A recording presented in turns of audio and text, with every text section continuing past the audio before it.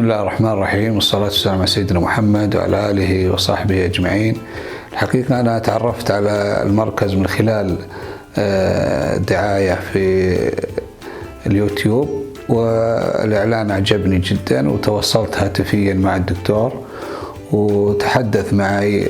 طبعا كانت عندي مشكلة شخير متقطع، وأثناء القيادة أيضا ينتابني نوبات إغماء مفاجئ أثناء القيادة، حتى تعرضت يمكن لأكثر من مرة للحوادث، أحيانا أقطع مسافات مستمرة بدون ما أعلم فيها، وأثناء الجلوس أيضا مع الزملاء في المجلس أو الاستراحات وكذا يعني أحس بإغماءات مفاجئة وأنا أتحدث وكذا.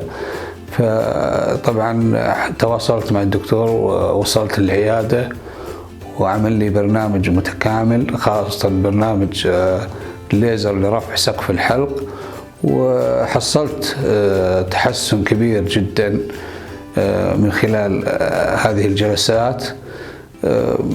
طبعا صار عندي يعني الحمد لله زيادة في نسبة الأكسجين، دخول نسبة الأكسجين إلى الرأس، وخف معي الأكسجين خف معي الشخير المتقطع.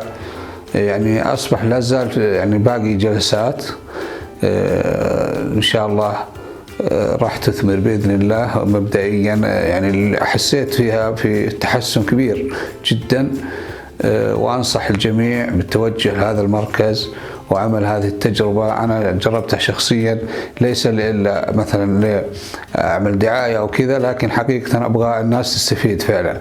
يعني أنا استفدت كثير جدا. الآن أصبحت الإغماءات خفت معي، الشخير خف كذلك، يعني ولا زال أنا مستمر معهم إن شاء الله. باقي لي جلسات راح أتحسن أكثر بإذن الله تعالى.